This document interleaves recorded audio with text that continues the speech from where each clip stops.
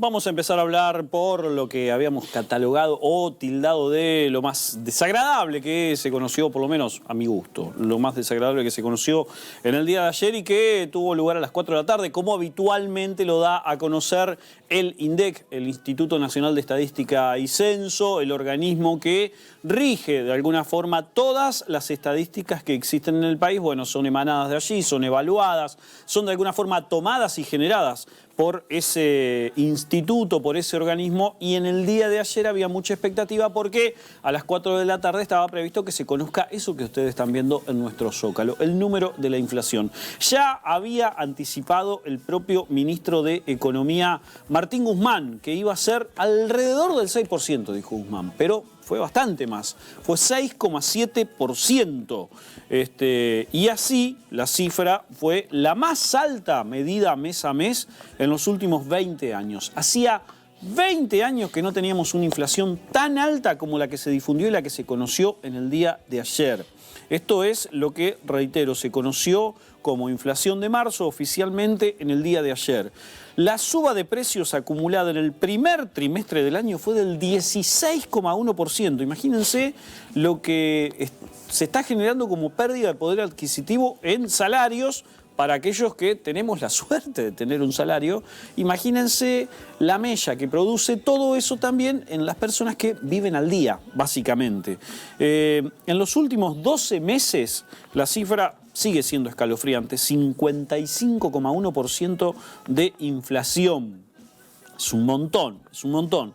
El índice de precios de marzo volvió a mostrar una fuerte aceleración, dice la noticia, en relación a febrero, en que el IPC había sido del 4,7%. En febrero, 4,7% y en marzo, 6,7%, con un incremento que, bueno, obviamente estuvo muy sensible en cuanto a los puntos en donde aumentó. Alimentos fue uno de los más, o el que más aumento tuvo, 7,5%, y que aquí en algún punto escuchaba que no es que había celebraciones, pero sí había alivio, porque en algunos representantes del gobierno se esperaba que el aumento de alimentos sea de alrededor del 10%, con lo cual, cuando le dijeron 7,5, bueno, no es que tiraron bombas, pero sí se aliviaron. No era el aumento que esperaban, sino que fue menos. Igualmente es un aumento muy alto. Para el tercer mes del año, los productos comestibles y bebidas tuvieron una suba mensual del 7,2%. Reitero, son puntos muy sensibles. Bebidas no alcohólicas. Exactamente, bebidas no alcohólicas es lo que se mide. La cifra dada a conocer ayer por el organismo estadístico ubica así a marzo entre las inflaciones mensuales más altas del siglo. La más elevada fue la de abril de 2002. Después de que salíamos de una crisis, vale recordarlo. Después de que nos fuimos a la B, digamos. Después de que nos fuimos a la B sin escala. Después de que nos fuimos a la B sin escala, en abril de 2002 había sido la cifra más alta con 10,4% esa inflación. Como efecto, obviamente, de la crisis desatada un mes antes, dice la noticia, y recordando ese momento. Más atrás se registran 6,7% en abril de 2016, 6,7% en abril de 2016, no hace mucho. No. De acuerdo al IPC Congreso, que esto es una medición paralela a la del INDEC, bien digo, confeccionado por las principales consultoras económicas del país y tomado como referencia por todos los actores económicos. Aquí hay que hacer un alto, digamos, en lo que se difunde es una cifra oficial, medida por un organismo estatal con distintos parámetros. Y lo que se mide también, obviamente, a través de consultoras, también tiene que ver con otros índices, pero no tiene la medición, la extensión geográfica que sí tiene la del INDEC. Generalmente las consultoras miden como mucho Capital o Ciudad de Buenos Aires y el AMBA. No hay consultoras que midan en los principales puntos urbanos del llamado interior del país. O por lo menos que la asumen de esa forma. Con lo cual, el IPC Congreso, digamos, tiene algún tipo de disparidad con la medición oficial en ese sentido. Pero como el porteñocentrismo está bastante alto, digamos que el IPC Congreso sigue tomándose como referencia en ese sentido. El INDEC aún no había establecido la medición del IPC nacional tras el fin de la intervención del organismo durante el kirchnerismo, en aquel momento que había sido la inflación más alta en 2016, dice la noticia, y eligió publicar como indicadores alternativos el IPC de la Ciudad de Buenos Aires, el de San Luis, y también en algún momento se tomaba el de Santa Fe como una de las mediciones. El IPC actual se reanudó en mayo de 2016 y también se destacó el 6,5% de septiembre de 2018, tampoco hace mucho, con un fuerte episodio devaluatorio de un mes anterior. Pero bueno, no es el número más agradable de todos. 6,7% es la inflación más alta en los últimos 20 años y seguramente va a venir después desgranado provincia por provincia. No olvidemos que en la última medición del índice de inflación, la provincia de Santa Fe tuvo un índice superior a la media y obviamente también llevado adelante por alimentos como uno de los puntos más sensibles. No es que lo que se medía y tenía que ver con algún punto que quizás puede ser algo no tan sensible. No, el morfi, la comida diaria, es lo que más, una de las cosas que más había aumentado. Con lo cual, me parece que es algo como para seguir generando preocupación y de alguna forma tratar de agudizar los sentidos y saber cómo se hace para tratar de seguir cumpliendo con el requisito diario de comer, no con otra cosa. Me parece que es sumamente importante que las autoridades de alguna forma estén pensando en eso y sobre todo, me parece que en épocas de tanta disparidad es ultra necesaria la presencia del Estado en este sentido, ya que, bueno, los privados por ahí no tienen los elementos y de alguna forma tampoco es alguna obligación el hecho de decir, bueno, trazamos este camino. Me parece que el Estado ante semejante andanada inflacionaria es necesario que de alguna forma dé a conocer su presencia de algún otro modo.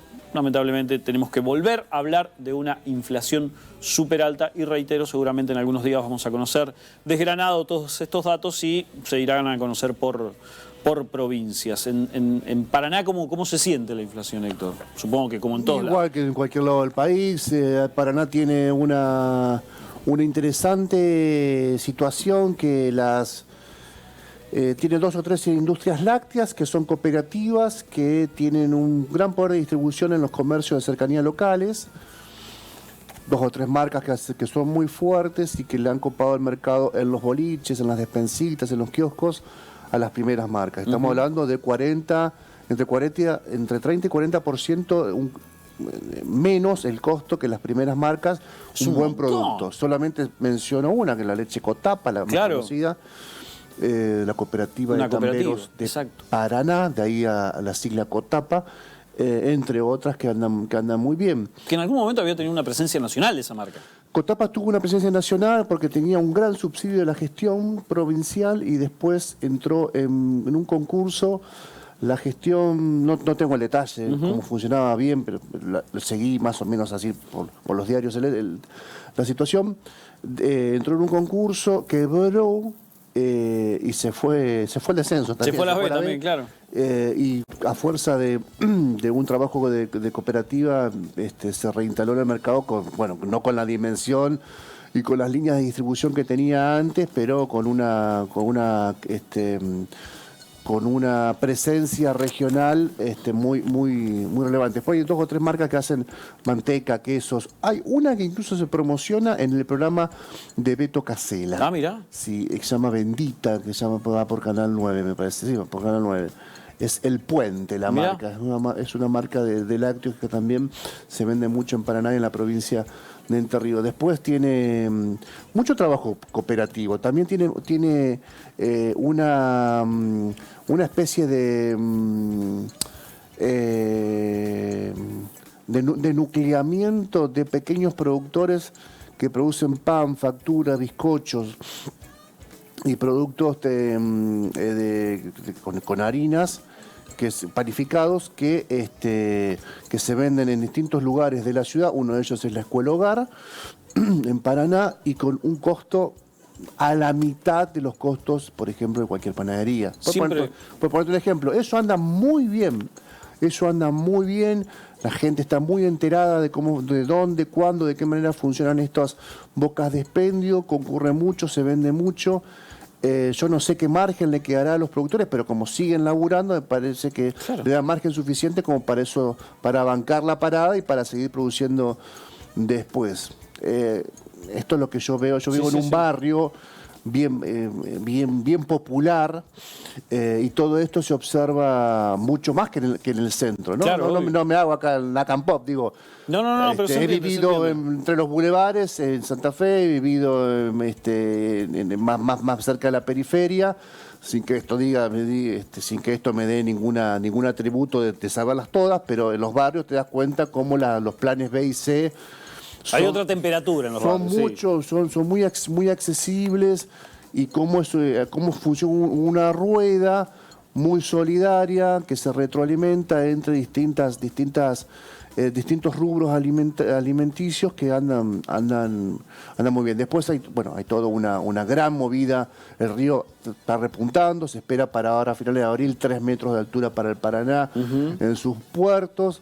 Va a haber más producción ictícola, va a haber más pescado. Hay también una movida muy interesante del pescado en Paraná. Es algo que yo no veo, tampoco estoy tanto en Santa Fe, pero tanto como quisiera, pero yo no veo tanta esa presencia. Capaz que en los sectores más populares sí. Hay expresiones como la Verdecita, hay expresiones en Santa Fe como las 4 vías. Exacto. ¿No? ¿Te acordás que hay algún circuito aceitado? Hay ferias populares que están bastante piolas, hay bolsones muy económicos, pero hay entidades. Eso anda muy bien. Sí. Eso anda muy bien y morigera, digamos, el impacto que tiene en el bolsillo. Después, por ejemplo, los comedores escolares están que trinan porque la bolsa de leche, la que usan para todo el mes, está 20.000 pesos. Y el subsidio nacional para esa bolsa es de 17.000. Entonces estás 3 lucas abajo. Claro. Si le agregás azúcar, le agregás un poquito de cacao para cambiar cada tanto la copa de leche, el gustito de esa leche, agregale una pequeña factura, un pedacito de bizcochuelo, un pedacito de galletito, un poquito de mermelada. Ya es deficitario. Pero te quedás abajo en un 50%. Ahí hay un déficit muy grande, eso se está bancando mucho con el aporte gremial, con el aporte de los vecinos. Eso me parece que también se refleja en Santa Fe, mucho. Pero hay muchas personas que volvieron al comedor. Tal cual. Se ve mucho en Santa Fe y en Paraná y en las grandes ciudades, porque es difícil bancar la olla hoy por hoy con los números estos que diste. El que cegó más este dato del 6,7 es el de la escolaridad. Habrá que ver cómo se controlaron los precios, que obviamente no se controlaron en marzo, que fue el inicio del ciclo lectivo, que es el que se está midiendo, este dato es el que midió marzo. La escolaridad fue el 16, casi 17% de inflación. Es un dato tremendo, es un dato tremendo que engordó mucho este dato del 6,7. Pero bueno, eso es lo que uno puede percibir a ojo nomás, sin ser esto de filigrana en algunas grandes ciudades. No. Claro, obviamente. Pero bueno, 6,7%. La inflación que midió el INDEC, lamentablemente sigue la pérdida del poder adquisitivo a través de la inflación.